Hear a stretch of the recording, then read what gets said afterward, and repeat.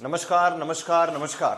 उत्कर्ष online platform पर आप सभी साथियों का स्वागत है। मेरा नाम है नरेश उपाध्याय और चलिए बात करते हैं आज के अपने इंग्लिश लैंग्वेज के लेक्चर की। उम्मीद करता हूं आप सभी साथी अच्छे हैं, स्वस्थ हैं और मस्त हैं, ठीक है ना। पहला ही मैसेज मुझे तो ये दिखा है भाई, इंग्लिश की क्लास का भरोसा नहीं कर सकते, कब लगेगी या फिर कब लगेगी ही नहीं। ठीक है भाई, पर यह भरोसा रखिए कि इंग्लिश में जो पढ़ रहे हो ना वो पेपर में आ जाएगा, तो ये भरोसा ज्यादा इफेक्टिव रहेगा, ज्यादा प्रभावी रहेगा, ठीक है ना। कल अचानक मुझे ऑफ करना पड़ा था, नहीं तो क्लास तो थी मेरी कल, ठीक है ना। कल अचानक से मैं जो है, क्योंकि एक तो वार बुधवार था और फिर नया साल शुरू हो रहा था, तो मैं चला गया था गणेश जी के मंदिर और वहां मुझे मिली भीड़ यूं करके, और वो क्लास की टाइमिंग जो थी वो आपके आगे पीछे होनी स्वाभाविक थी। पर चलिए अब बात करते हैं जो टॉपिक अपने बेसिकली पढ़ रहे थे। हाँ, सभी साथियों को नववर्ष के अनेकों अनेक शुभकामनाएं भी। हाँ, नववर्ष में अपनी पहली क्लास ही हो रही है, तो सभी साथियों को 365 दिन जो रहते हैं अंग्रेजी नववर्ष के हिसाब के, तो उसमें जो पहला दिन है वो अपना कल था। कल अपने नहीं मिल पाए, आज दूसरा दिन है और अब नई शुरुआत हो चुकी है, ठीक है। तो आप उम्मीद करता हूँ सभी साथी अच्छे हैं, स्वस्थ हैं, ठीक है ना। और देखते हैं भाई। हेलो सर, आपने परसों की क्लास में बोला था कि 3 और 4 नंबर क्वेश्चंस में वॉज की सेकंड फॉर्म हो। चलो मैं बताता हूं आपको वो क्या पैटर्न है। बी वर्ब की फर्स्ट फॉर्म होती है। बी के अंदर 5 पैटर्न रहते हैं। Is, am, are, was, were. Is, am, are आमतौर पर अपने प्रेजेंट के लिए प्रयोग में लाते हैं और वॉज और वर पास्ट के लिए। फिर अगर इसकी सेकंड फॉर्म पे है तो वो वॉज वर ही काम करता है क्योंकि पास्ट का पैटर्न है। थर्ड फॉर्म पे आए तो वो बीन रहता है ना। अब आप यूं समझिए, मान लीजिए किसी साथी ने बोला he was there, he was there, वो वहां था। इसमें वॉज वर्ब है या हेल्पिंग वर्ब है। फिर बात आती है कि वॉज वर्ब की कौन सी फॉर्म है, सेकंड फॉर्म है। अगर यही वाक्य कुछ इस प्रकार हो, ही वॉज प्लेइंग देयर, वो वहां खेल रहा था। इस सेंटेंस के अंदर ही वॉज प्लेइंग देयर, इसमें कोई आपसे पूछ ले कि वॉज क्या है, सहायक क्रिया है अर्थात हेल्पिंग वर्ब है। ये कैसे पता चला, बाद में इसके वर्ब की फोर्थ फॉर्म है। तो कुल मिलाकर आप इतने आसान तरीके से पहली और दूसरी क्लास की हेल्प लेकर ही आप पता लगा सकते हो कि वर्ब हेल्पिंग वर्ब की बेसिकली पहचान कैसे करी जाती है, आइडिया कैसे लग जाता है। और फिर आप रही गई कसर जब अपने एक्टिव पैसिव पढ़ लेंगे तब और जाप्ता हो जाएगा इस बात का, ठीक है ना। सर बी काउंट नहीं कर सकते हैं क्या सर? बी तो वर्ब है, वर्ब्स को कौन काउंट करता है? काउंट करना अनकाउंट करने वाला मामला होता है ना, काउंटेबल अनकाउंटेबल, ये तो संज्ञा के साथ किया जाता है। आपका नाम मेरा नाम, मतलब काउंटेबल और अनकाउंटेबल तो संज्ञा के साथ ये नियम प्रयोग होता है। वर्ब्स को गिनना नहीं होता। अब खाना खाने को कोई गिन सकता है क्या? खाना, खेलना, खेलने को अपने क्या गिन सकते हैं? तो कोई कहते हैं सर एक बार खेलना, तो वो एक बार प्ले वर्ब के साथ ऐसे आपने नहीं जोड़ा है वो, ठीक है ना। तो चलिए, और वर किसकी है, वॉज और वर। वर किसके है, वॉज और वर। देखो मैं बताता हूं, बी की सेकंड फॉर्म वॉज ऑब्लिक वर, तो वॉज और वर दोनों वर्ब की सेकंड फॉर्म है। किसकी, बी की। वॉज लगता है एक वचन के साथ और वर लगता है बहुवचन के साथ, हो गया काम, ठीक है ना। और देखते हैं भाई, the train had gone before I reached, past perfect plus before plus simple past है, करेक्ट है भाई सेंटेंस, ठीक है ना। Is that correct, past perfect past simple, बिल्कुल सही है। अभी देखो आज इनसे संबंधित अपने नियम वगैरह पढ़ेंगे भी, ठीक है ना। ये जो आपने सेंटेंस लिखे इससे संबंधित सेंटेंस अपने सामने आने वाले भाई। तो चलिए भाई, नहीं सर जी जैसे वॉज वर वर्ब में यूज करते हैं जैसे भी यूज कर सकते, हाँ बिल्कुल। Main Ram Niwas ji, verb was और वर वर्ब भी तो होता ही है। मैंने वो पहला सेंटेंस बोला था ना, वहां को वर्ब भी तो थी, क्रिया ही तो थी, ठीक है ना। तो चलिए सभी साथियों को नमस्कार भी। और अब बात करते हैं अपने सीधे कल, जहां तक अपने पिछली परसों जो क्लास अपने ने रखी थी वो हम शायद पास्ट टेंस की ओर पहुंच गए थे। तो एक बार आप मुझे कमेंट में ये बता दीजिएगा, शायद मेरे दिमाग से स्किप हो रही है बात है ना, कि हमने कहां तक क्लास जो है वो लिखा है, पढ़ा है। सिंपल पास्ट अपने पढ़ रहे थे और सिंपल पास्ट के बेसिक, जहां तक मुझे याद है मैंने आपको बेसिक उसमें लगने वाली वर्ब हेल्पिंग वर्ब के बारे में आपसे बात कर ली थी। एक कमेंट ऐसा भी कर दीजिएगा जिसमें मुझे थोड़ा आइडिया लग जाए कि हम पर्टिकुलर कहां तक, सीक्वेंस तक, ठीक है। तो मैं फिर शायद बोलूंगा तो आप बताइएगा थोड़ा, है ना। तो सर जी सीक्वेंस के कैसे क्वेश्चन पूछेगा, बेफिक्र हो, थोड़ा सा पैटर्न अपना हो जाए फिर मैं आपके सामने क्वेश्चन रखूंगा। और सीक्वेंस का तो मैंने आपके सामने क्वेश्चन रखे ही थे भाई, ठीक है ना। सीक्वेंस की बात करे थे तो चलो मैं सीक्वेंस आपको दोहरा देता हूं एक बार, जो आपने अपने नोट्स में लिखा हुआ है। सिंपल पास्ट, उसके बाद आपने लगाया एंड, अगले क्लोज में फिर से सिंपल पास्ट है। पेपर में क्या करेगा, सिंपल पास्ट ये दिया जाएगा, फिर उसके बाद एंड कनेक्टिव कंजक्शन आपको दिया जाएगा, अगला क्लोज, अगला हिस्सा आपको रेगिस्तान दे देगा कि बताओ भी दोस्त क्या लगेगा। 4 ऑप्शन आ जाए उसमें कहीं भी, तो देखिएगा अगर एक क्लोज के अंदर सिंपल पास्ट है और उसके बाद एंड है, अगले क्लोज में अपने जो है वो सिंपल पास्ट का प्रयोग करते हैं, ठीक है। Sir he is an IAS office, गलत है ये सेंटेंस, है ना। तो he is, sir SIN IAS office, sir IAS को पोस्ट का नाम है, फिर दा क्यों नहीं लगाया? राजवीर जी, एक का जहां कभी भाव आए मेरे मित्र, कभी भी जहां एक का भाव आता है ना, वहां पे आप यही हमेशा याद रखिए, आर्टिकल ए या एन का प्रयोग करते हैं।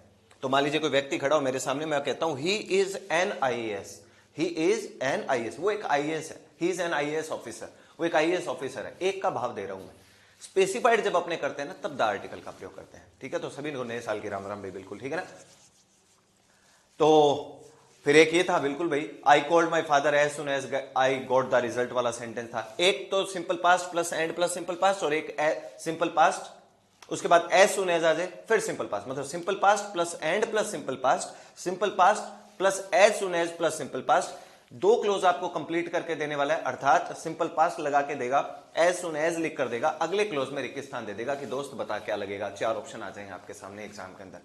ठीक है, तो अब बढ़ते आगे। ठीक है ना, तो कैसे कैसे क्या क्या पैटर्न है। कई कह रहे हैं सर मैं हाई सुबह हूं तो क्लास ज्वाइन नहीं कर पाती हूं। देखिए आप क्लास में ही है फिलहाल, और जब आपको समय मिले आप रिकॉर्डिंग में देख लीजिए, अगर कोई समस्या की बात नहीं है।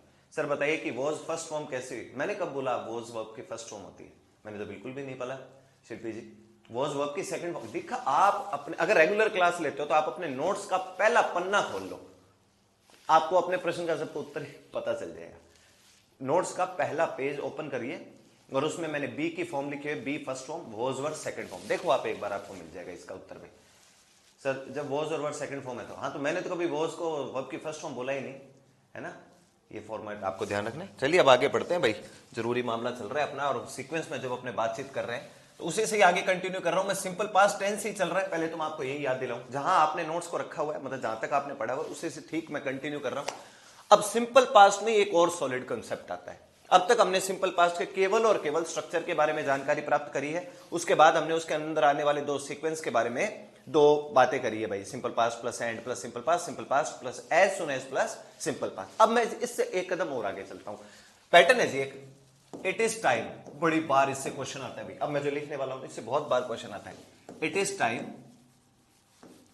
Oblique it is high time, it is time oblique it is high time, एक ऑब्लिक और लगा दिया मैंने, it is about time. It is time, it is high time और इट इज अबाउट टाइम। ये फॉर्मेट लिख रहा हूं, अबाउट टाइम। इनमें से कुछ भी लिखा हुआ आ जाए भाई साहब, इनमें से कुछ भी लिखा आ जाए, इनके बाद जो है वो वर्ब की आएगी सेकंड फॉर्म। और सेकंड फॉर्म का सीधा सा अर्थ क्या बन गया? सिंपल पास्ट टेंस बन गया। सेकंड फॉर्म का है ना, सिंपल पास्ट फॉर्मेट बन गया। भी सर क्लियर कर दीजिएगा है ना। आप पहला लेक्चर देखना शिल्पी जी, आप पहला लेक्चर शायद आपने नहीं देखा हुआ है, आप पहला लेक्चर देख लीजिएगा, आपको क्लियर हो जाएगा। ठीक है ना, तो पहला लेक्चर और दूसरा दोनों आप देख लीजिए, आपको पता चल जाएगा कि was were has have had do does did ये हमेशा सहायक क्रिया होते हैं, या क्रिया भी हो सकते हैं कि नहीं हो सकते। इज एम आर ये हमेशा सहायक क्रिया हो सकते हैं। ठीक है ना, तो अब यहां क्लियर करने लग गया तो आज का ये तो लेक्चर पूरा मेरा तो इज एम आर इसी में चले जाएगा।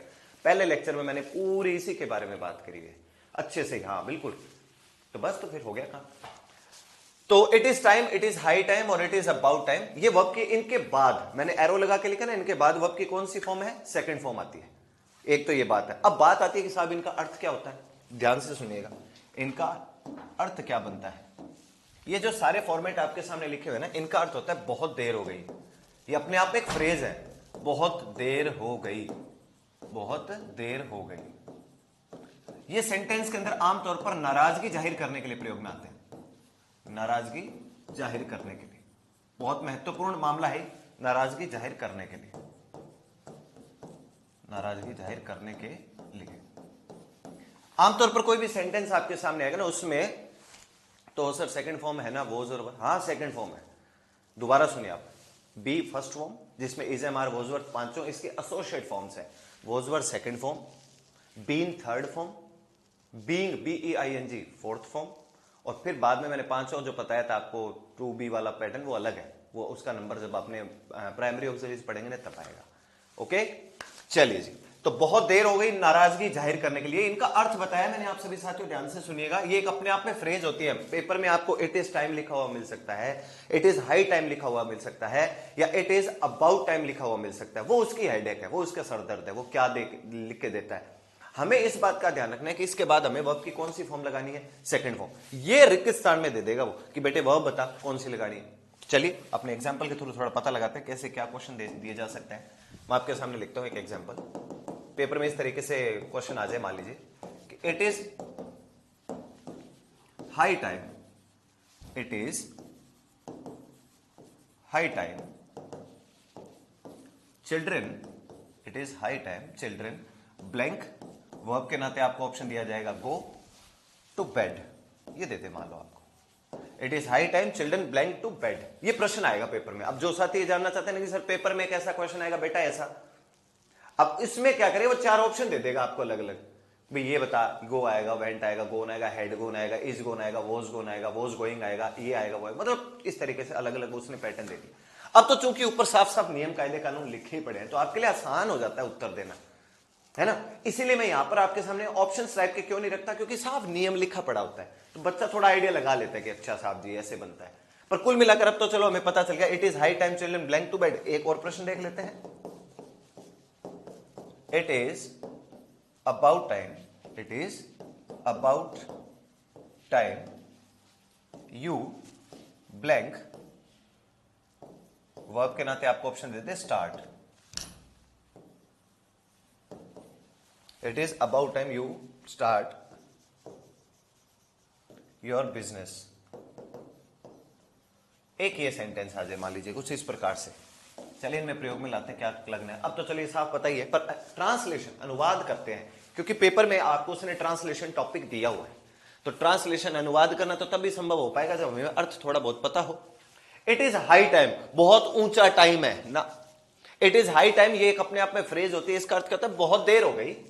चिल्ड्रन बच्चे, ब्लैंक टू बेड सोने गए, ब्लैंक टू बेड का मतलब यहां पे वर्ब जो दी हुई है गो, गो की सेकंड फॉर्म क्या हो जाएगी, वेंट हो जाएगी, गो की सेकंड फॉर्म क्या हो गई, वेंट, ये इसकी सेकंड फॉर्म है, ये क्या हो गई इसकी सेकंड फॉर्म, और वो बन गई अपनी वेंट।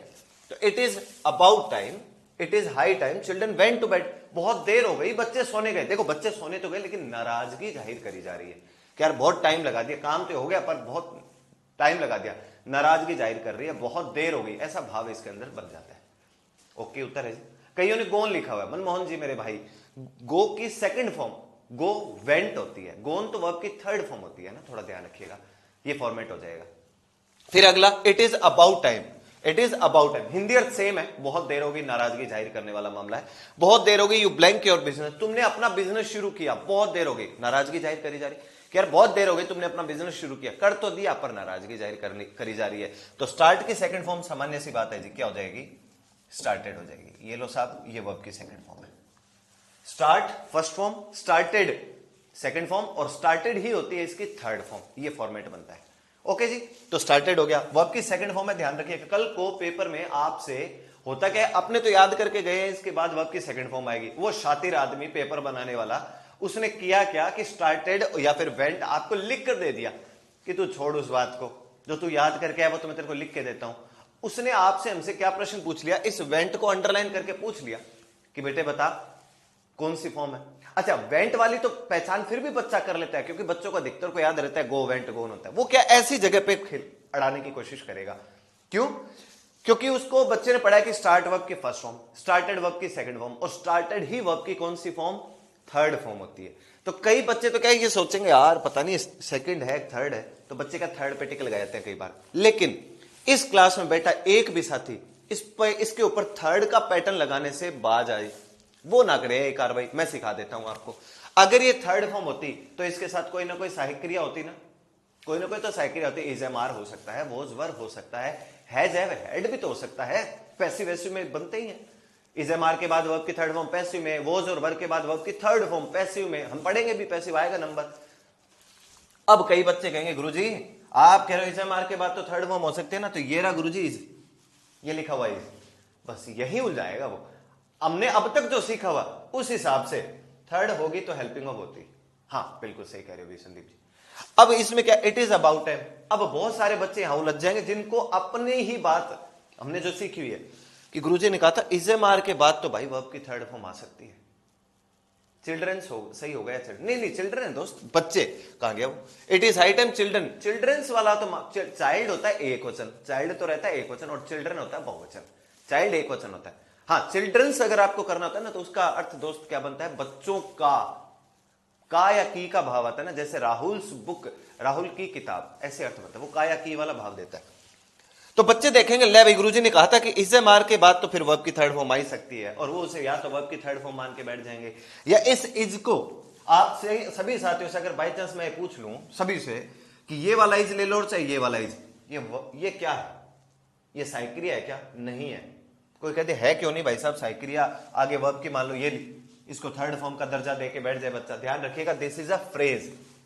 फ्रेज का मतलब लोकोक्तियां, मुहावरे, कुछ अपने आप में फ्रेज होते हैं, इनके अंदर आप ऐसे वर्ब हेल्पिंग वर्ब नहीं लगाते। इट इज अबाउट टाइम, बहुत देर हो गई, नाराजगी जाहिर करी जा रही है, यू स्टार्टेड योर बिजनेस, तुमने अपना बिजनेस शुरू किया, ये फॉर्मेट बन जाएगा। सर इस बैक में अलग से नहीं है, इस जुड़ा हुआ है आईडी से अबाउट टाइम के साथ, इसलिए इसमें वर्ब की सेकंड फॉर्म आएगी, वर्ब की सेकंड फॉर्म आएगी। हाँ ठीक है वो मान लो आप, लेकिन जो आपने बात ली कि बात पॉइंट है आपकी बात में, लेकिन बच्चे इतना डिटेल में जाते नहीं है। जो हमने अब तक सीखा उनको तो लगता है एट फिर इज, बस उनको लगेगा इज हमारा आगे, बाद में तो वर्ब की थर्ड फॉर्म। चलो वेंट वाले में तो गलती नहीं करेंगे क्योंकि तो सेकंड फॉर्म शक्ल से ही लग जाती है, इसमें खेल उलझ जाता है। पर चलिए अब आप सब साथियों क्या याद रखना, it is time, it is high time, it is about time, तीन ये फ्रेज जो है ना ये यहां बैठा लो। इनके बाद वर्ब की कौन सी फॉर्म लगानी है? सेकंड फॉर्म लगानी है, ये बैठा लीजिए दिमाग में, लिख लो तो मुझे बताइएगा, फिर मैं थोड़ा आगे बढ़ता हूं।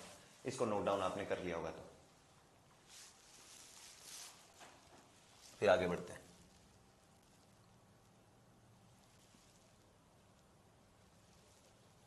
बहुत अच्छा पैटर्न है भाई, आप पुराने पेपर देखोगे, अब देखो आपका तो ऐसा कोई पुराना पेपर हुआ ही नहीं है, लेकिन उन बच्चों का पुराना पेपर देखिए जिनके एग्जाम के अंदर ये पास्ट वगैरह और ये टेंस वगैरह से संबंधित प्रश्न पूछे जाते हैं भाई।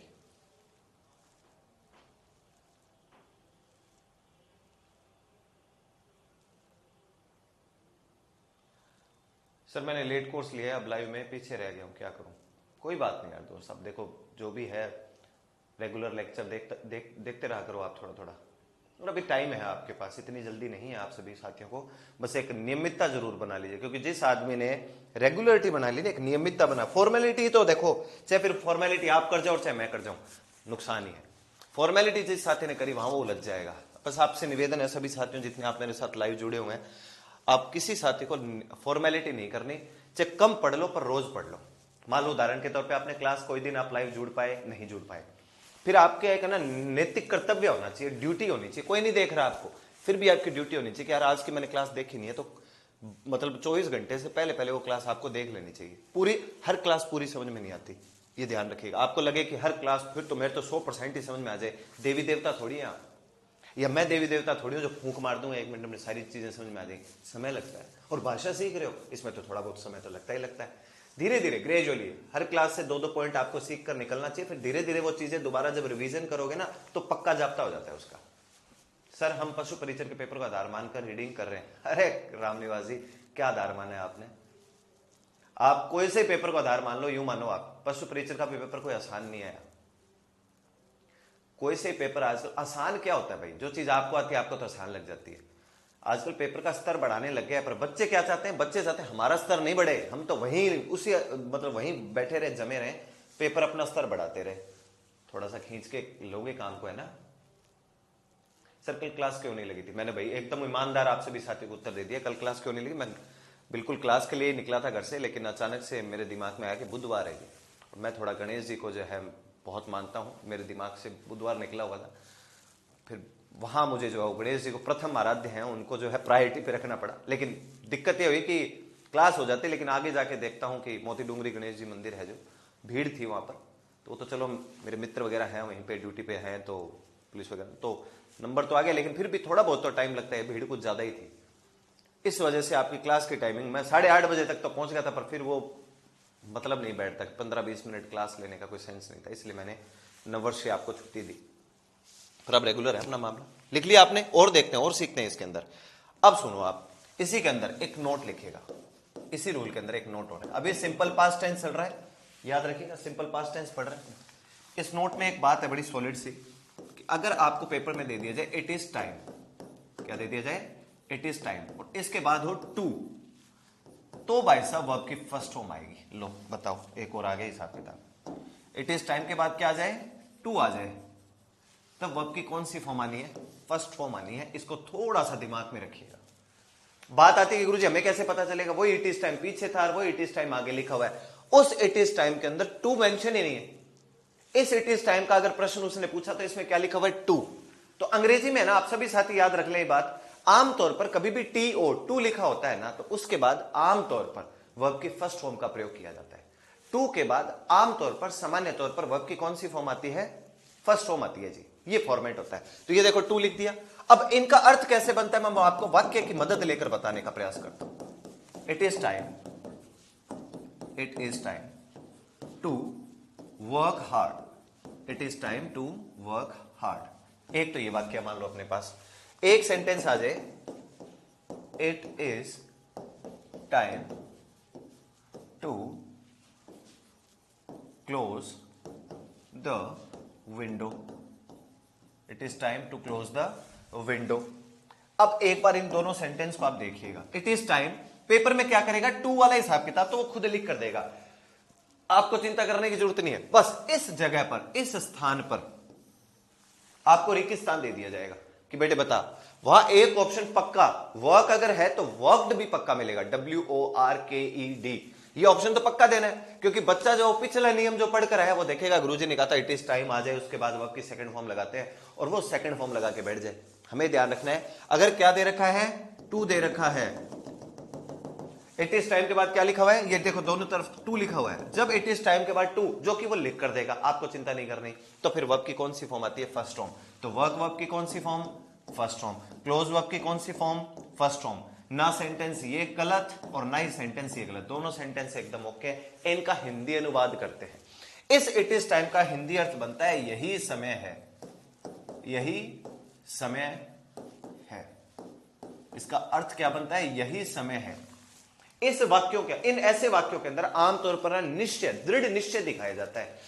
इट इज टाइम यही समय है टू वर्क हार्ड, कठिन परिश्रम करने का। इट इज टाइम यही समय है टू क्लोज द विंडो, खिड़की को बंद करने का। सेंटेंस आ जाए, इट इज टाइम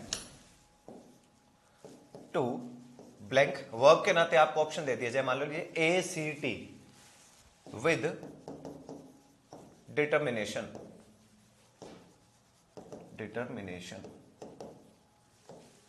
ये सेंटेंस दे दिया जाए बाई चांस आपको, it is time to blank with determination, और पेपर में ऑप्शन हो ACT। अब पेपर में ऑप्शन एक तो ACT एक्ट लिखा होगा, एक एक्टेड लिखा होगा, एक एक्टिंग लिखा होगा, एक हैज एक्टेड लिखा होगा, एक हैव एक्टेड लिखा हुआ है, वॉज एक्टेड लिखा हुआ है, वॉज एक्टिंग लिख रखा हो। जितने सोच सकते हो सोच लीजिए। हमने देखा कि इट इज टाइम दिया हुआ है, उसके बाद क्या है, टू है, तो वर्ब की कौन सी फॉर्म आएगी? फर्स्ट फॉर्म, जो कि उसने पहले से ही ब्रैकेट में लिखी हुई है, एक्ट। तो क्या हो जाएगा उत्तर आपका? ACT ही लिख देता हूं। एक्ट वर्ब की कौन सी फॉर्म? फर्स्ट फॉर्म है। It is time to act with determination. अच्छा जी, डिटर्मिनेशन क्या होता है? दृढ़ निश्चय। दृढ़ निश्चय, यही समय है टू एक्ट विद डिटर्मिनेशन, दृढ़ निश्चय के साथ कार्य करने का। एक्ट का मतलब यहां पे क्या है? कला करना नहीं, कार्य करने का। यही समय है दृढ़ निश्चय के साथ कार्य करने का, काम करने का। यह फॉर्मेट है, एक्ट ही आएगा बिल्कुल भी। लिख लो इसको, तुरंत नोट डाउन कर लो। जो पहली बार क्लास में है, पहला दूसरा लेक्चर देखना भी। सबके मैसेज आ रहे हैं भाई, अब सबके मैसेज का रिप्लाई करना थोड़ा संभव नहीं है भाई, ठीक है ना? एक्ट ही आएगा, बिल्कुल सही कह रहे हो भी पायल जी। नोट डाउन कर लें तो बताइएगा। डिटर्मिनेशन स्पेलिंग याद रख लो, DETERMINATION।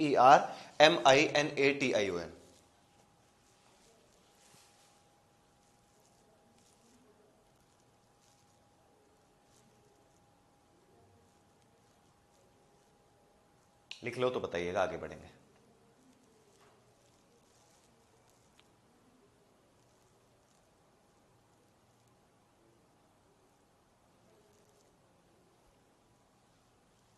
दो नंबर वापस बताओ। It is time to close the window, यही समय है टू क्लोज, बंद करने का, द विंडो, खिड़की। विंडो का मतलब क्या होता है? खिड़की। आपको यूं याद रखो भाई, टू दे रखा हो तो वर्ब की फर्स्ट फॉर्म लगानी है। इट इज टाइम के बाद क्या दे रखा हो? टू दे रखा हो तो वर्ब की फर्स्ट फॉर्म। और it is time, it is high time या इट इज अबाउट टाइम के बाद टू नहीं है और सीधी आपसे वर्ब की जानकारी लेना चाहता है तो वर्ब की सेकंड फॉर्म लगा दीजिएगा। सर एक्ट की सेकंड, थर्ड, एक्टेड, गिरधारी जी एक्टेड लिखी हुई है ना, इसमें ईडी जोड़ दो, वो इसके सेकंड और थर्ड फॉर्म बन जाएगी। ईडी वाला मामला हो जाएगा। चलिए जी नेक्स्ट पे आते हैं। और क्या है जी?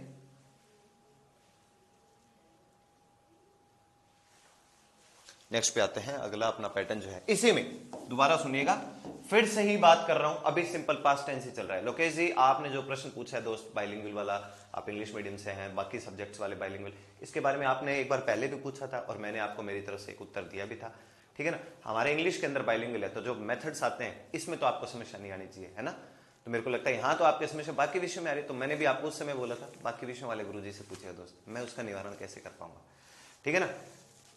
सर स्टोरी के लिए किंडर टेंस काम में रहेगा भाई, पुरानी कोई कहानियां जब लिखी जाती है वो आमतौर पर जो है वो सिंपल पास्ट में जाता। सर इट इज टाइम का कोई और उदाहरण कराओ, V2 से कराओ। लो भाई रामकृष्ण जी, क्या इसमें क्या समझ में, it is high time you asked me about it, ये लो दे देता हूं, चलो आपने पूछ लिया तो कितने उदाहरण लिख लो चाहे, है ना, ऐसे चाहे 100 लिख लो बोले, इसका कोई वो है नहीं, पर फिर भी इट इज हाई टाइम या अबाउट टाइम या टाइम कुछ भी लिख दो, इट इज हाई टाइम लिख दो, अबाउट टाइम लिख दो, या जो भी है ना, it is high time you asked me about this problem,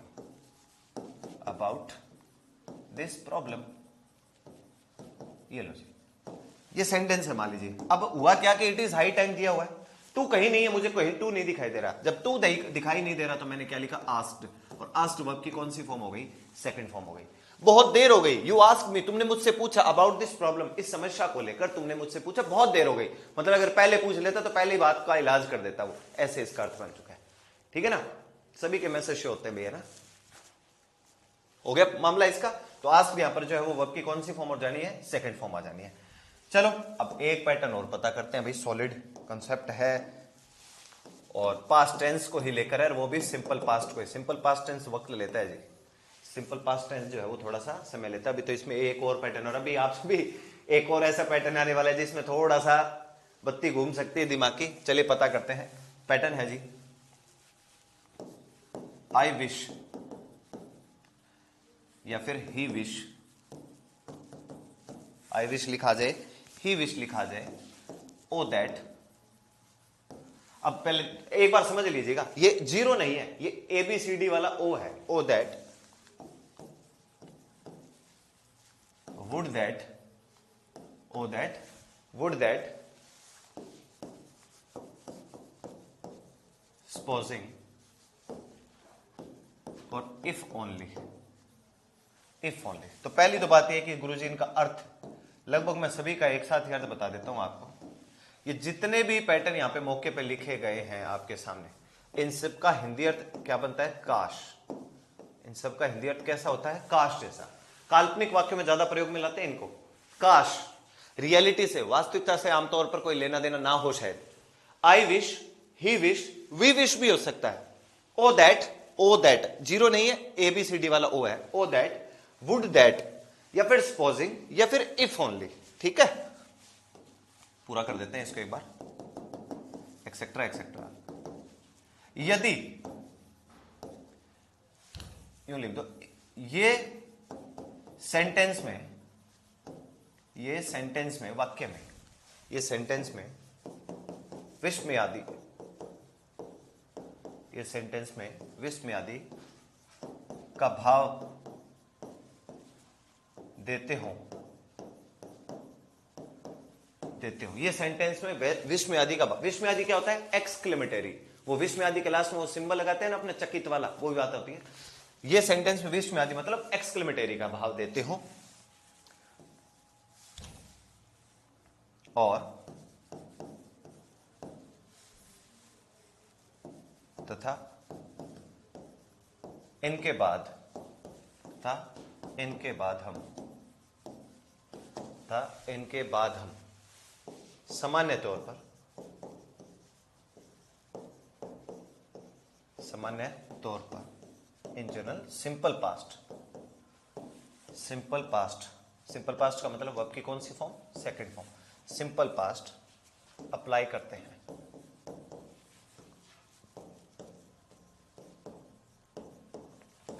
simple past apply करते हैं। बहुत अच्छा पैटर्न आपको बता रहा हूं, थोड़ा ध्यान से सुनिएगा। पहले एक बार आप लिखा पढ़ी कर दो इसकी, फिर मैं थोड़ा एक्सप्लेन और करता हूं इसको।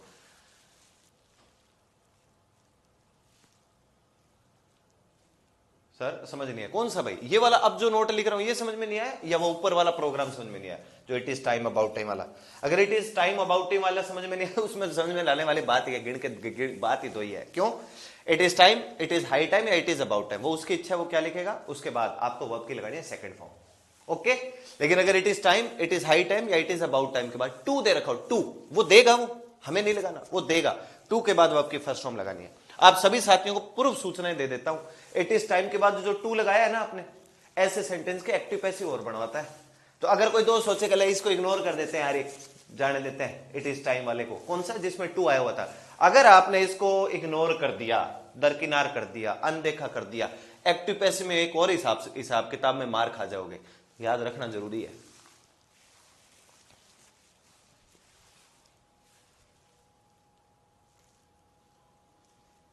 ये एक बार लिख लो, जब लिख लो तो मुझे बताइएगा ना, फिर मैं थोड़ा सा इसको एक्सप्लेन करता हूं आपको। ये क्या लिख दिया हमने। राम राम बेतिरवेणी नाम से। नितिन जी बहुत बहुत धन्यवाद दोस्त, धीरे धीरे पढ़ते रहो, सारी चीजें समझ में आएंगी। चले, चलो भी आगे बढ़ते हैं। पहले ये समझ लेते हैं क्या लिखा क्या है हमने। देखो इसने कुछ फ्रेज लिखे हैं आपके हमारे सामने, क्या है ये? आई विश, ही विश, यहां पर भी हो सकता है, याद रखने पड़ेंगे। ओ दैट, वुड दैट, या फिर सपोजिंग, या फिर इफ ओनली। इनका आमतौर पर अर्थ भाव कैसा बनता है? इमेजिनरी सेंटेंस में आ सकते हैं, काल्पनिक वाक्यों में जा सकते हैं, जिनका वास्तविकता से कोई लेना देना नहीं होगा। ये सेंटेंस किस टाइप में जा सकते हैं? देखो मैंने क्या लिखा यहां पे, काश। काश का मतलब क्या बनता है? ये सभी सेंटेंस कैसा भाव दे सकते हैं अपने को?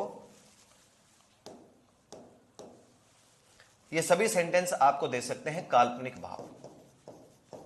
कैसा भाव दे सकते हैं? काल्पनिक भाव दे सकते हैं। ये ध्यान से सुनिएगा, काल्पनिक भाव। वर्ब के मैसेज, सर मेरे मैसेज का संदीप जी क्या है आपका मैसेज भाई, है ना? करो मैसेज, आपका कोई अच्छा सा मैसेज है तो मैं जरूर रिप्लाई करूंगा भाई, ठीक है। इन सब के पैटर्न को आपको ध्यान रखना, ये कुछ नाम है याद रखना। ये कहता है कि यदि ऐसे सेंटेंस हो, काल्पनिक का भाव देंगे, वास्तविकता से कोई जुड़ा मामला नहीं होगा, ठीक है ना। सर एग्जाम में किस टेंस से सबसे ज्यादा प्रश्न पूछे जाते हैं? देखो इसका बहुत बेहतर उत्तर तो नहीं, पर फिर भी सिंपल प्रेजेंट, जिन जिन टेंस को मैंने खास नाम दिया हुआ है, कौन सा? जैसे सिंपल प्रेजेंट टेंस, जैसे सिंपल पास्ट टेंस, जैसे प्रेजेंट परफेक्ट टेंस, जैसे पास्ट परफेक्ट टेंस। पास्ट के अंदर ज्यादा उलझाने की कोशिश करता है वो, क्योंकि पास्ट में सीक्वेंस की संख्या थोड़ी ज्यादा है, इसलिए। तो काल्पनिक तो जैसा भाव देंगे, और ये कहता है भाई साहब इनमें एक्सक्लेमेटरी का फॉर्मेट भी होगा। ये देखो मैंने लिखा विश्व में आदि का भी भाव हो सकता है। काल्पनिक होंगे जो होंगे, विश्व में आदि वाला हिसाब किताब और बैठता है। विश्व में आदि का मतलब एक्सक्लेमेटरी, वो सिंबल में लगा दूंगा तो आप थोड़ा वैसे ही पकड़ जाओगे बात को। इनके बाद ये कहता है बेसिकली वर्ब की कौन सी फॉर्म लगाइए? सेकंड फॉर्म का प्रयोग करिए भी, ठीक है ना। सर ये तो फ्यूचर में भी यूज हो सकते हैं ना? नहीं होंगे दीक्षांत जी, नहीं होंगे, फ्यूचर में यूज इनका नहीं होता है। तो ये फॉर्मेट हो गया जी। इनके बाद अच्छा याद रखने पड़ेंगे, टिप्स पे कर लो। O I wish, we wish, O that, would that, supposing, if only, है ना। तो आप फ्यूचर वाला जो सोच रहे हो वो इफ का सोच रहे हो, वो इफ नहीं लिखा मैंने केवल यहां पर, मैंने क्या लिखा? If only. सबके हिंदी अर्थ कैसे बनते हैं? काश के जैसे बनते हैं। इनके बाद वर्ब की कौन सी फॉर्म आमतौर पर प्रयोग में लाई जाती है? सेकंड फॉर्म प्रयोग में लाई जाती है। तो चलिए प्रयोग में लाकर देखते हैं कैसे क्या फॉर्मेट बनेगा। एग्जाम्पल लिखते हैं, पेपर में कैसे गणित करेगा। अब यहां तो सॉलिड कंसेप्ट तो अब आएगा, उलझाने लायक स्कीम तो अब आएगी। सर बुक के हिंदी के प्रश्न को इंग्लिश में करने के लिए कौन से टेंस काम में आ रहे हैं? बुक के हिंदी के प्रश्न को इंग्लिश में करने के लिए कौन सा टेंस काम में आ रहा है? सारे ही आ सकते हैं। बुक के अंदर हिंदी के जो प्रश्न है उनको सोल्व करना है, कोई सही टेंस काम में आ सकता है। ये क्या प्रश्न हुआ संदीप जी? तो कोई सी टेंस पर निर्भर हो सकता है वो। हाँ ये इतना जरूर कह सकता हूं कि बेसिकली पैराग्राफ जो रहते हैं इनमें सिंपल प्रेजेंट टेंस ज्यादा प्रयोग में लाया जाता है, और स्टोरी राइटिंग के अंदर पास्ट टेंस ज्यादा प्रयोग में लाया जाता है। अब मुझे क्या पता यार वो पैराग्राफ कैसे फॉर्मेट बने, इसका आप बताओ कैसे उत्तर दे सकते हैं। तो बुक के हिंदी के प्रश्न को सोल्व करना है तो कौन से टेंस की जरूरत पड़ेगी? कोई से टेंस की जरूरत हो सकती है, वो प्रेजेंट में, पास्ट में, फ्यूचर में, किसी की बात करा होगा, ठीक है ना। चलो देखते हैं, सेंटेंस है, मान लीजिए आपको दे रखा हो आई विश। अब सीखे भाई, आप सॉलिड मामला है, इनको इग्नोर मत कर दीजिएगा। I wish, I blank, verb आपको दिया जाएगा do, that, at that time. I wish I blank that at that time. बहुत ध्यान से सुनिएगा, एक आध और लिखता हूं फिर सेंटेंस एक साथ एक पता करते हैं। ओ दैट, ओ दैट, ये सिंबल लिख रहा हूं इसलिए आपको थोड़ा आइडिया लग जाएगा एक्सक्लेमेटरी का भाव है। ओ दैट आई ब्लैंक, आई हटा देता हूं, ही करता हूं, ही ब्लैंक, वर्ब देता हूं आपको be, child again. O that he blank a child again. चलो पहले इसी को समझ लेते हैं, यहीं तक ही बात को जानकारी लेते हैं। सही दिया भाई।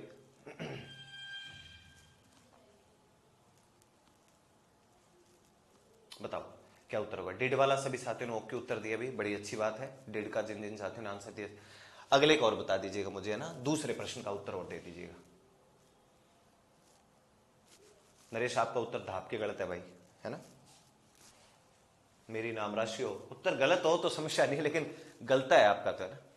तो इसका मतलब आप तो यही नहीं जानते कि डू की सेकंड फॉर्म क्या होती है, और जो कि आपने पहले दिन कॉपी के पहले दिन पहले पन्ने पे लिखी होगा। एक बार अपने नोट्स खोल के देखिएगा ना, आप सामने होते तो मैं थोड़ा खींच के लेता आपको, है ना। कॉपी के पहले दिन पहले पन्ने पे आपने क्या लिखा हुआ है नरेश जी, डू फर्स्ट फॉर्म लिखी हुई है, उसकी सेकंड फॉर्म क्या लिखी हुई है एक बार चेक करना।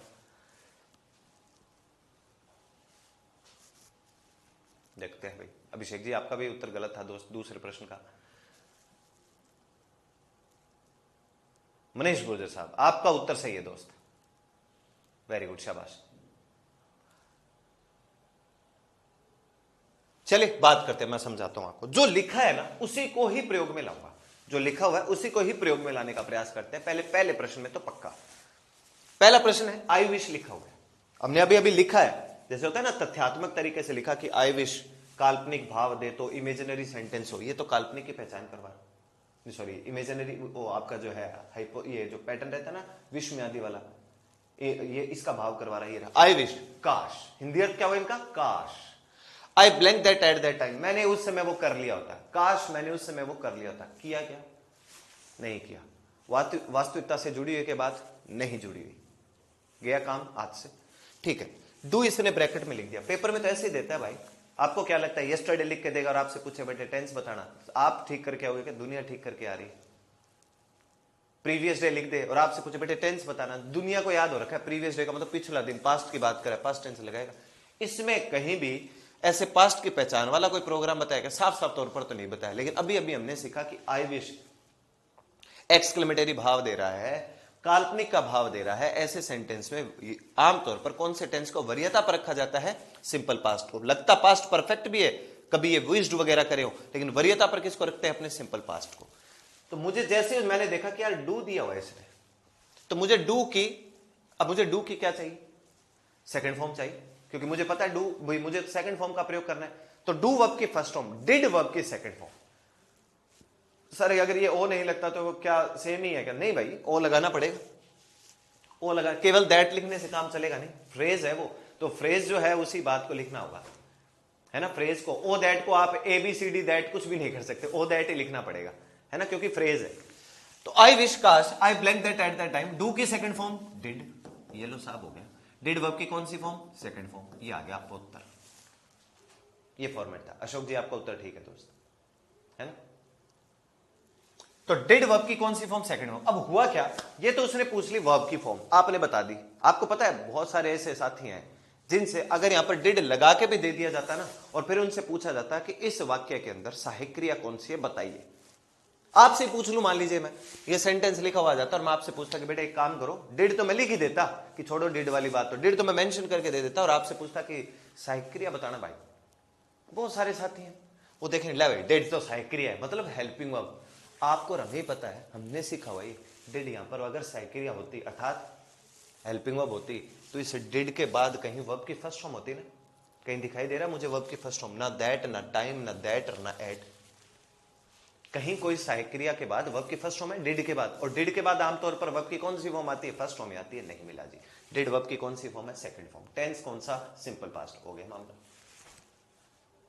लगभग एलडीसी की तैयारी हो जाएगी। जो टॉपिक नहीं है वो तो कहां से करोगे दोस्त, है ना, मोटे मोटे तौर पर तो होगी। जो टॉपिक पढ़ रहे हो वो तो जरूर सीखो यार। ओके, नो हेल्पिंग वर्ब, शाबाश, कोई हेल्पिंग वर्ब नहीं है, मेन वर्ब है, बिल्कुल सही बात है जी, बिल्कुल मेन वर्ब है, सही कह रहे हो। हो गया, डू, डिड, डन, बिल्कुल सही कह रहे हो जी आप अभी जी। तो डू है, डिड है, डन है, डूइंग है, ये हमने पढ़ा हुआ है। मेरे जिस भी भाई ने सर मैंने बताया था से बहुत अच्छी बात है, जिन्होंने मैं किसी का नाम नहीं ले पाऊँ, इन बातों को इग्नोर किया करो एक तो आप, क्योंकि बहुत साथी जुड़े हो, हर किसी का नाम लेना संभव नहीं है। आपका नाम मेरे लेने नहीं लेने से फर्क नहीं पड़ता, उस मेरिट लिस्ट में नाम होना चाहिए आपका। पर आप यूं सीखिए, मैं थोड़े अथक प्रयास करने का प्रयास कर रहा हूं, आपके मैसेज का रिप्लाई जितना ज्यादा हो सकता है देने का प्रयास करता हूं। आपको कोई डांट लगानी पड़ जाती है वो मैं लगाने में यार तो पीछे नहीं हटता भाई, यार को धमकाना पड़े तो धमका देते हैं, अपने होने को तो गणी आप स्क्रीन के उस तरफ बैठे हैं, पर मुझे लगता है कि बोलनी चाहिए ये बात, इसको सुननी चाहिए, मैं बोल देता हूं। इसलिए बता रहा हूं, अंग्रेजी के अंदर लोग जो है ना, बिल्कुल यूं समझ कर चलिए आप, अधिकतर साथी अंग्रेजी विषय के अंदर यूं हाथ खड़े करके जाएंगे, उनको लगता है पार तो पढ़नी नहीं है। अगर आपने यही हाथ क्लास पढ़ते समय यूं रखे कि समझ में तो आएगी नहीं, आप जो जी में उतना प्रयास कर लो, रोते हुए जाओगे, मरे की खबर लाओगे, नहीं आएगा समझ। जब मैं आपको कोई तथ्यात्मक सी बात बताता हूं, उसको तो बिठा ही सकते हो। जहां रीडिंग स्किल्स का खेल आ जाता है, जहां आपकी स्किल का खेल आ जाएगा, दक्षता का, अर्थ बनाने की दक्षता का प्रश्न आता है, तो शायद मैं समझ सकता हूं कि यार इतना समय हो गया इनको अंग्रेजी पढ़े हुए, अंग्रेजी के साथ इनकी दोस्ती ढंग की है ही नहीं, और ना ये दोस्ती करना चाहते, तो जोर आए। पर कम से कम तथ्यात्मक चीजों को तो सीखिए। अब ये तथ्यात्मक प्रोग्राम है कुछ ना कुछ, जैसे वो पीछे पढ़ कर आए थे, आज तथ्यात्मक चीजें ज्यादा चल रही, तो डिड आ गया जी, वर्ब की सेकंड फॉर्म आ गई। अब आओ इसमें, खेल तो यहां बिगड़ेगा, लगभग साथियों का बिगड़ा हुआ है, लेकिन कुछ साथियों ने सही उत्तर दिया था, वेरी गुड भाई, जिन जिन साथियों ने सही उत्तर दिया। ओ दैट का तो आप अभी हमें पता चल गया, काश, O that he blank a child again, वो फिर से एक बच्चा होता, अरे यार मैं फिर से एक बच्चा होता, अरे यार काश वो फिर से एक बच्चा होता, काश मैं फिर से एक बच्चा ही होता, काश ये होता, काश वो होता। रियलिटी से जुड़ी हुई है क्या बात? नहीं, काल्पनिक सेंटेंस हुआ ना, ये काल्पनिक का पता कहां से चलेगा? यहां से। और तो इसमें काश का भाव कौन दे रहा है? ओ दैट दे रहा है। तो मैं आगे बढ़ा, मैंने दिखा रहे ब्रैकेट में तो लिखा हुआ बी। अब वो साथी जो आज शुरू में बी की फॉर्मेट पूछ रहे थे ना, वो बोझ और वर में उलझे हुए थे, आ जाओ इधर, आपकी सेवा में हाजिर रहिए, सेंटेंस बड़ा काम आएगा आपके। मैंने देखा यार बी लिखा हुआ है साहब, अब मैंने देखा बी, तो गुरुजी ने कहा था कि साहब ओ दैट के बाद अगले क्लोज में सिंपल पास्ट चुनना है, ठीक है। बी की फर्स्ट फॉर्म तो बी वाला हिसाब किताब है वो। अब मुझ मैं पहुंचा सेकंड फॉर्म में, सेकंड फॉर्म है मेरे पास वोज और वर। कौन कौन है? वोज और वर। ही एक वचन है या बहुवचन? एक वचन। एक वचन में आप वोज का प्रयोग करते हैं, वर का प्रयोग करते हैं? ऑब्वियस सी बात है वोज का प्रयोग करते हैं, तो हमारे यहां पे आंसर क्या हो जाएगा? वर हो जाएगा। ये जैसे मैंने वर बोला और लिखा, कई शॉक्ड हो गए होंगे, अरे बोल तो रहा है कि एक वचन के साथ वोज लगता है, और लगा रहा है वर ही के साथ, ही एक वचन, और लगा रहा है वर, है ना? खेल हो गया ना? कोई बात, अब मैं सिखा देता हूं। सर एक वचन है तो वोज है, बस। अब सभी साथियों ने जिन्होंने वोज का प्रयोग किया, अब आप अपने मैसेज करना ही बंद कर दीजिएगा एक बार के लिए, इसको लेकर अब आपके समझ में आ जाएगा। मैं सिखा देता हूं आपको ना, आपको देखना है, मैं आपको एक पैटर्न समझाता हूं। देखो एक ही बार इसका जिक्र हुआ होता ना, तो शायद मैं इसको साइड में रख देता, आगे फिर जरूरत पड़ेगी इसकी मुझे आपको सिखाने के लिए, यही सीख लो। मैं आपको एक नोट मेंशन करवाता हूं, नोट मेंशन करवाता हूं इसी पैटर्न के अंदर। बी की सेकंड फॉर्म नो डाउट वर होती है। वर यहां पर वर्ब की कौन सी फॉर्म है? सेकंड फॉर्म ही है, कोई हेल्पिंग ऑफ साइक्रिया का तो मतलब ही नहीं उठता, आप और हम सब जाते ही है। क्या पैटर्न मिलेगा? ओ दैट काश वह फिर से एक बच्चा होता। सेंटेंस काल्पनिक है। वोज और वर जो वर्ब आपने आज तक पढ़ी है सेकंड फॉर्म के नाते, वोज और वर, इसमें से ना ये जो वर वर्ब है, इस वर वर्ब को एक अलग ही ऑथोरिटी, एक अलग ही सत्ता सौंप रखी है काल्पनिक वाक्यों में। काल्पनिक वाक्य में मतलब, काल्पनिक वाक्य का मतलब हाइपोथेटिकल, इमेजिनरी। काल्पनिक वाक्य में वॉज ऑब्लिक वर में से, वॉज ऑब्लिक वर में से वर को स्पोज फॉर्म माना गया है, माना गया है। आपको ये लाइन का रट्टा नहीं मारना है, प्लीज आपसे निवेदन है मेरा, इस लाइन का रट्टा मारने मत बैठ जाना आप। मैं आपको सीधा मौखिक तौर पे समझा रहा हूं, याद कर लीजिएगा। कभी भी कोई सेंटेंस आपके सामने लिखा हो, ध्यान से सुनो, एक बार लिखा पढ़ी बंद कर दीजिए, आप लिखना बंद करो, मेरी बात सुनो। कोई भी सेंटेंस, कोई भी वाक्य आपके सामने लिखा हुआ है और वो वाक्य है काल्पनिक, गुरुजी पता कैसे चलेगा काल्पनिक है या नहीं है? कुछ तो मीनिंग ही देख लो जो मैंने आज लिखे थे, ओ दैट, वुड दैट, सपोजिंग वाले, वो कुछ तो मीनिंग याद हो जाएंगे। आगे एक जगह और जरूरत पड़ेगी हमें इसकी, तब भी बताऊंगा। आपने निश्चित कर लिया कि ले भाई काल्पनिक सेंटेंस है, और वर्ब के नाते आपको ऑप्शन कौन सा मिला हुआ है, बी, बीई, और काल्पनिक सेंटेंस है, बी की लगानी है सेकंड फॉर्म, वोज और वर सेकंड फॉर्म होती है। आप देखोगे ले भाई सब्जेक्ट कर्ता एक वचन है, मैं तो वोज लगाऊंगा ना, यहां पर चाहे ही होता, आपका नाम होता, मेरा नाम होता, बहुवचन होता, कुछ भी होता, ये तो क्या लग जानी है, ये तो प्रयोग में वर ही आएगा। यहां एक वचन बहुवचन से कोई लेना देना नहीं। कभी भी कोई सेंटेंस हो जिसमें काल्पनिक फॉर्मेट अगर पूछ लिया जाए तो याद रखिएगा वोज और वर को सामने बिठाया गया, वोज और वर को सामने बिठाया गया, और इन दोनों को बोला गया कि बेटा एक वचन के साथ वोज तू लगना और बहुवचन के साथ वर बेटे तू जाना। लेकिन वर को बोला कि एक मिनट रुक, कभी कोई काल्पनिक वाक्य हो तो तेरे को एक अलग से शक्ति प्रदान करते हैं, काल्पनिक वाक्य हो तो बेटे वर तुझे हम एक अलग शक्ति प्रदान करते हैं कि सब्जेक्ट चाहे एक वचन हो, बहुवचन हो, सिंगुलर, प्लूरल, कुछ भी हो, तेरा ही प्रयोग होगा। तो यहां पर आपने ही लिखा हुआ है ना, तब भी क्या लगा, वर लगा है। काल्पनिक वाक्यों के लिए बातचीत हो रही है, ध्यान रखिएगा। सामान्य सेंटेंस हो, कॉमन सेंटेंस हो, वहां ये जो थ्योरी अपने पढ़ रहे हैं ना, ये वाली लाइन है, इनका कोई लेना देना नहीं होगा। एक बार इसको लिखो भी सब, मेन वर्ब और हेल्पिंग वर्ब में डिफरेंस क्या है। मेन वर्ब की वजह से, मेन वर्ब अगर किसी वाक्य में नहीं होगा साथी तो वाक्य नहीं बन पाएगा, और हेल्पिंग वर्ब किसी सेंटेंस में हो चाहे ना हो कोई फर्क नहीं पड़ता। हेल्पिंग वर्ब तो केवल मुख्य क्रिया की मदद करने के लिए प्रयोग में लिया जाता है, जैसे कि थर्ड और फोर्थ, इनसे आपस में वाक्य का निर्माण नहीं होता ना, तो इनकी मदद करने के लिए आप हेल्पिंग वर्ब की हेल्प लेते हो। सहायक क्रिया नाम में सहायक है भाई, लिख लीजिएगा भाई। तो रोहन पटेल जी, मेन वर्ब के बगैर कभी कोई वाक्य बनता नहीं। हेल्पिंग वर्ब जो है वो थर्ड और फोर्थ की मदद करने के लिए आमतौर पर प्रयोग में लाया जाता है। हेल्पिंग वर्ब की वजह से सेंटेंस का निर्माण नहीं होता। हेल्पिंग वर्ब तो केवल उस वर्ब की मदद करने के लिए आती है जो सेंटेंस का निर्माण कर नहीं सकता। उदाहरण के तौर पर जैसे थर्ड हो गई, फोर्थ हो गई। हाँ, वोज नहीं आएगा, सिर्फ वर ही आएगा ऐसे सेंटेंस। बिल्कुल पायल जी सही कह रहे हो, वोज नहीं आएगा भी।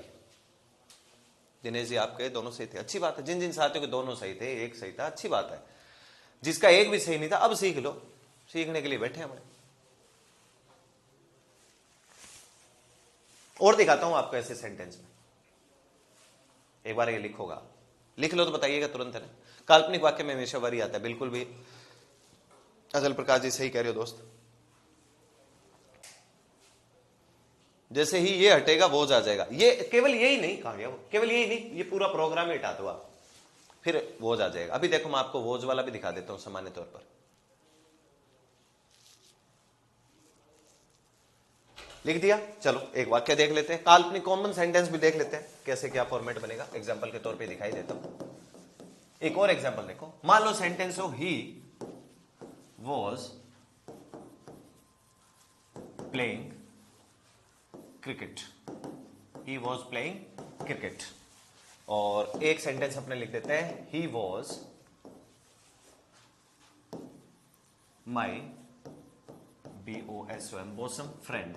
एक सेंटेंस से लिख देता हूं, एक सेंटेंस लिख लेते हैं, they were reading newspaper, they were reading newspaper. Rakesh was there for my help। चलो ये सब पे बात हमने पहले पढ़ी हुई है, लेकिन आज दोबारा एक बार, क्योंकि तुरंत से वोज वर का एकदम से होता है, दिमाग के पुर्जे ऊपर नीचे हो सकते हैं, क्योंकि वोज और वर का कंसेप्ट एकदम से डिफरेंस हुआ ना, तो मैं तुरंत कहीं गड़बड़ाहट ना हो जाए उसको बचाने के लिए मैंने वो वैसे ही वाक्य दोबारा एक बार और लिख देते हैं। ही वॉज प्लेइंग क्रिकेट, ये सेंटेंस लिखा है, ये वॉज गलत है कि सही है? बिल्कुल सही है, कारण ही एक वचन है। एक वचन के साथ वॉज और वर में से क्या लगता है? वॉज लगता है। वॉज वर्ब है या हेल्पिंग वर्ब है? हेल्पिंग वर्ब है। गारंटी कौन दे रहा है? प्लेइंग। प्लेइंग वर्ब की कौन सी फॉर्म है? फोर्थ फॉर्म है। ये वर्ब की फोर्थ फॉर्म होगी। ही वॉज प्लेइंग क्रिकेट, वो क्रिकेट खेल रहा था। काल्पनिक है क्या वाक्य? काल्पनिक होता तो वर्ब के बारे में सोचते, ये तो सामान्य सेंटेंस है। तो कल को आपका इस सौदे से ही भरोसा उठ जाए, अरे यार पता नहीं एक वचन बहुवचन, कभी तो एक वचन के साथ वॉज लग जाता है, कभी वर लग जाता है। काल्पनिक वाक्यों में वर लगता है। सामान्य सेंटेंस हो, कॉमन सेंटेंस हो, तब अपने वॉज का प्रयोग करते हैं एक वचन के साथ, और वर का प्रयोग करते हैं बहुवचन के साथ। ही वॉज प्लेइंग क्रिकेट, वो क्रिकेट खेल रहा था। कॉमन सेंटेंस, सामान्य सेंटेंस में वॉज लगा रहा हूं। फिर जब लिख ही दिया तो फिर वर्ब हेल्पिंग वर्ब का थोड़ा और पता लगाते हैं। साइक्रिया जी कैसे गारंटी मिली, बाद में वर्ब की फोर्थ फॉर्म लिखी हुई है। दूसरे पे आओ, ही was my bosom friend. Was क्या है जी, वॉज है वर्ब की सेकंड फॉर्म। बताओ आप, वही ही के बाद एक बार हेल्पिंग वर्ब छपा हुआ है, इस बार वर्ब छपा हुआ है। कौन गारंटी दे रहा है कि वॉज वर्ब की सेकंड फॉर्म है? आगे कहीं या तो ये होता मतलब थर्ड फॉर्म और या फोर्थ फॉर्म, दोनों में से कोई है? कुछ नहीं। वॉज खुद किसका काम कर रहा है? वर्ब की सेकंड फॉर्म का। किसकी सेकंड फॉर्म है ये? बी की। ही वॉज माई बॉसम फ्रेंड। इस बॉसम का मतलब क्या होता है? घनिष्ठ। ये मीनिंग एक बार पहले भी मैंने लिखा हुआ है, घनिष्ठ, खास। वो मेरा खास दोस्त था, अब नहीं होगा, वो मेरा खास दोस्त था, घनिष्ठ। सर बॉसम भी वर्ब है? ना ना ना ना, बॉसम वर्ब नहीं है जोशी साहब।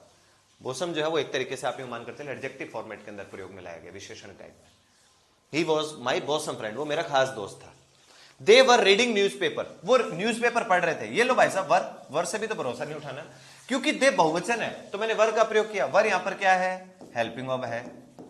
रीडिंग क्या है? वर्ब की फोर्थ फॉर्म है, आईएनजी वाला मामला। ये वर्क सहायक क्रिया, बिल्कुल, कारण वर्ब की फोर्थ फॉर्म। दे एक वचन है बहुवचन? बहुवचन, बहुवचन के साथ वर ही लगता है, एक वचन के साथ वोज लगता है सामान्य सेंटेंस में। Rakesh was there for my help, Rakesh वहां था मेरी मदद के लिए। राकेश एक वचन, वॉज लगा दिया। वॉज क्या है? वर्ब है। वर्ब की कौन सी फॉर्म? Second form. किसकी सेकंड फॉर्म? बी की। वॉज वर्ब का काम क्यों कर रहा है? क्योंकि आगे मुझे कहीं कोई वर्ब की थर्ड और फोर्थ ये दोनों नहीं मिल रहे, मैंने वर्ब मान लिया। ये सारी चीजें वैसे तो आपने सीखी हुई है, पर एक बार दोबारा से नजरों के सामने लाना थोड़ा जरूरी हो गया था मेरे लिए। लिख लीजिएगा इनको भी आप। ये तुरंत क्यों लिखे? ताकि वो पीछे वर वाले सौदे से अचानक से दिमाग के तार जो ऊपर नीचे हो जाते हैं ना, उन पे टिकाव रहे आपका।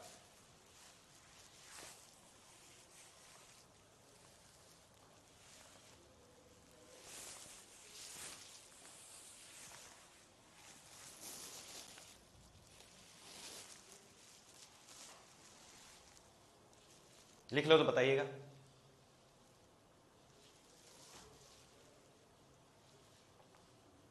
हेल्प भी तो है होने तो, हेल्प तो यार कमाल करते हो। माई हेल्प, हेल्प वर्ब की कौन सी फॉर्म लगती है आपको? फर्स्ट फॉर्म नहीं होती क्या? तो वॉज और वर्ब के बाद वर्ब की फर्स्ट फॉर्म आती है बाद में, है ना गिरिराज जी? वॉज और वर्ब के बाद अगर आपको वॉज या वर्ब सहायक क्रिया लगता है ना, तो उसके बाद ये मतलब तीसरी फॉर्म या ये चौथी होनी चाहिए। वहां तो फर्स्ट है, जबकि वो तो माई हेल्प, मेरी मदद के लिए, वो तो यहां पे फॉर्मेट किस तरीके से काम में आ रहा है? नाउन प्रोनाउन के तौर पे प्रयोग में आ रहा है। सर टेंस और कितने घंटे? देखो मैंने पढ़ाने से पहले गुरुदेव जी बोला था, मैंने कहा टेंस का टॉपिक थोड़ा लंबा चलेगा, है ना, अभी थोड़ा सा समय और लगेगा।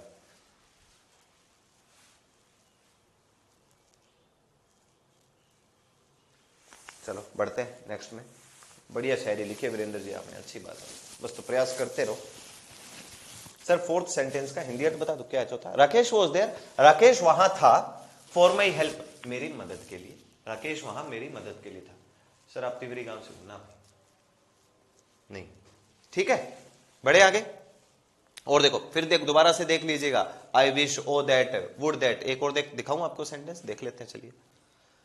यहां अब की बार तो यहां लिख सकता हूं, मुझे लगता है आपको जानकारी होगी।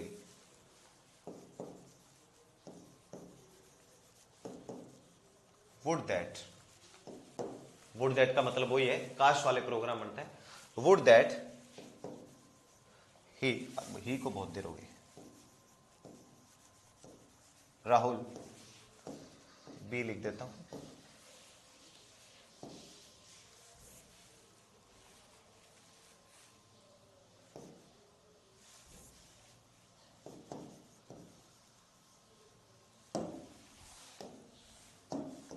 Would that Rahul blank there, काश राहुल वहां होता, काश राहुल वहां होता।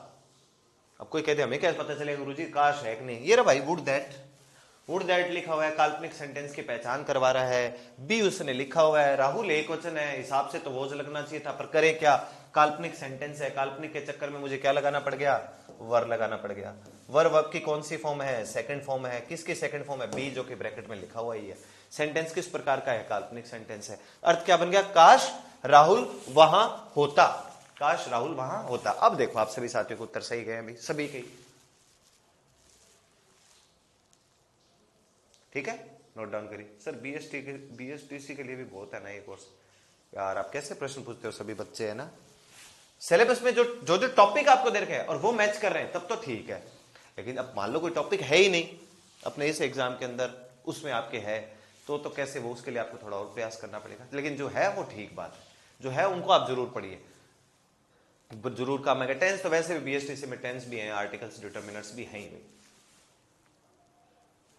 सर राहुल के स्थान पर यू होता तो कोई दिक्कत नहीं है, यू होता लो कर लो मेरे दोस्त, आप राहुल की जगह पे यू ही लिख लो, कोई समस्या नहीं है, तो भी वर ही आना है, फिर वो थोड़ी हो जाएगा, फिर भी आना तो क्या है वर, काल्पनिक वाक्यों में वर आता है। आपको पता है मैं बार बार एक वचन यहां क्यों लिख रहा हूं, क्योंकि दिक्कत एक वचन में तो हो जाएगी बच्चों के, बहुवचन लिखा होगा जब तो आप वैसे ही वर लगा जाते हैं, शायद आपको काल्पनिक की जानकारी हो चाहे ना हो तो आप वैसे ही वर का प्रयोग करके ही आ जाते हैं। खेल तो आपके साथ पेपर बनाने वाला कहां करेगा एक वचन देख के, क्योंकि बच्चा तो एक वचन में कलाकारी दिखाएगा बोझ लिखकर, उसे लगेगा ले भाई गुरुजी ने सिखाया था एक वचन के साथ बोझ लगता है, खेल हो जाएगा, बच के रहना। नॉर्मल काल्पनिक सेंटेंस में भी वर का यूज होगा। हाँ नॉर्मल काल्पनिक हो और चाहे नॉर्मल हो कैसा भी हो, ठीक है ना। काल्पनिक की पहचान के लिए कुछ शब्द मैंने अभी आपके सामने रखे और कुछ कल और बात करेंगे, अभी हो रहा है अपने पास हिसाब किताब, अभी कंप्लीट नहीं हुआ है ये, अभी सिंपल पास्ट में एक आध पॉइंट और बचा हुआ है, उसके बारे में कल बात करेंगे, फिर पास्ट कंटिन्यूअस की ओर प्रस्थान करेंगे। लेकिन अभी सिंपल पास्ट में बहुत, क्योंकि मैंने आपसे याद है आपको जिस दिन टेंस शुरू किए थे मैंने आपको कुछ टेंस महत्वपूर्ण की जो लिस्ट बोली थी, उनमें simple present perfect, simple past perfect, future indefinite मतलब सिंपल फ्यूचर परफेक्ट, इन टेंस के लिए मैंने बोला था कि जब ये टेंस क्लास में चल रहे हो आपका दिमाग क्लास में रहना चाहिए, आप शारीरिक और मानसिक तौर पर क्लास में रहने चाहिए। महत्वपूर्ण टेंस में नाम आते हैं इनके, मतलब प्रश्न पूछने लायक। अब आप सोचकर देखो, आप जितने साथी मेरे साथ फिलहाल ग्रेड 4 के जुड़े हुए हैं दोस्त, आप सोचकर देखिए अगर ये काल्पनिक वाले हिसाब किताब पेपर में दिए जाएंगे, आपको नहीं लगता कितने बच्चे हैं बेचारे जो वोज का प्रयोग करके आएंगे, क्योंकि उन्होंने क्या सीखा एक वचन के साथ वोज लगता है। अब हम में से कुछ साथियों को पता है कि वर का प्रयोग हो सकता है काल्पनिक वाक्य के लिए, काल्पनिक के लिए कुछ शब्द मैंने आपकी सेवा में प्रस्तुत किए हैं, एक आध कल और कर दूं, एक वो कंडीशंस पढ़ाऊंगा आपको, वहां मदद आ जाएगी। ठीक है, तो चलिए आज यहीं तक रखते हैं क्लास को, बाकी सेशन है जो अपनी क्लास का वो कल रखेंगे। इतना पढ़कर जरूर आइएगा, जो ये ऑथेंटिक प्रश्न है, किसी साथी का ये प्रश्न होना नहीं चाहिए, अल्लाह मैं तो भूल गया, तथ्य नहीं भूलने हैं, ये तथ्यात्मक टाइप के प्रश्न चले हैं आज, तो तथ्यात्मक बातें नहीं भूलनी है किसी भी हालत में। नेक्स्ट सेशन में मिलेंगे और कई चीजें सीखेंगे, समझेंगे, इनके ऊपर मेहनत करेंगे, प्रैक्टिस करवाऊंगा, बेफिक्र हो। कोई साथी चाहे और ज्यादा प्रश्न हो, एक बार ये टॉपिक हो जाए, मैं तुम्हारे सामने 4 ऑप्शन वाले प्रैक्टिस क्वेश्चन लेकर आऊंगा, वो आप सोल्व करके मुझे बताइएगा कि किसका क्या उत्तर हो रहा है, नहीं हो रहा है, सीख लेंगे। कम सीख लो पर सीख लो, कम पढ़ लो पर पढ़ लो, ये कुछ बातें होती है ना। 100% प्राप्त करने के चक्कर में शुरुआत 1% से ही करनी पड़ती है, तुरंत 100 तक नहीं पहुंचा जाता है, स्टेप बाय स्टेप चलना पड़ेगा अपने को, है ना। तो चलिए नेक्स्ट सेशन में मिलेंगे, तब तक के लिए स्वस्थ रहिए, मस्त रहिए, बाकी क्लासेस वगैरह जो है आपकी देखते रहिए, ठीक है ना। मिलते हैं, धन्यवाद, टेक केयर, बाय बाय, जय हिंद।